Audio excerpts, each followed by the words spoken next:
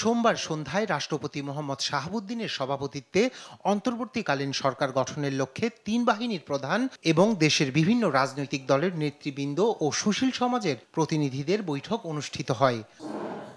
সবার শুরুতে কোটা বিরোধী আন্দোলনে নিহতদের স্মরণে শোক প্রস্তাব গৃহীত হয় এবং তাদের বিদেহী আত্মার মাগফিরাত ও শান্তি কামনা করা হয়।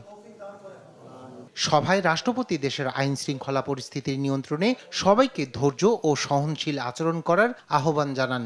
পাশাপাশি সেনাবাহিনীকে লুটতরাজ ও হিংসাত্মক কর্মকাণ্ড বন্ধে কঠোর পদক্ষেপ গ্রহণের নির্দেশ দেন। আইন শৃঙ্খলা যেটা নষ্ট হয়ে যাচ্ছে, একদম ললেসনেস হয়ে যাচ্ছে, মানুষ ঘর থেকে বেরোতে পারছে না, সাধারণ মানুষ এখন মানে অতীব বিপদের সম্মুখীন। আপনারা তাদের রক্ষা করেন। আমাদের সেনাবাহিনী যেন মানে ফুল ফ্লেজেডলি যেন রাস্তায় চলে আসে এবং এই মেসেজটা যেন জনগণের মধ্যে যায় যে না, অপরাধ করলে সাজা পেতে হবে। এ সময় রাষ্ট্রপতি বলেন, আন্দোলনকারী শিক্ষার্থীরা জাতিকে পথ দেখিয়েছে, তাই তাদের সাথে কথা বলেই অন্তর্বর্তী সরকারের রূপরেখা তৈরি হবে।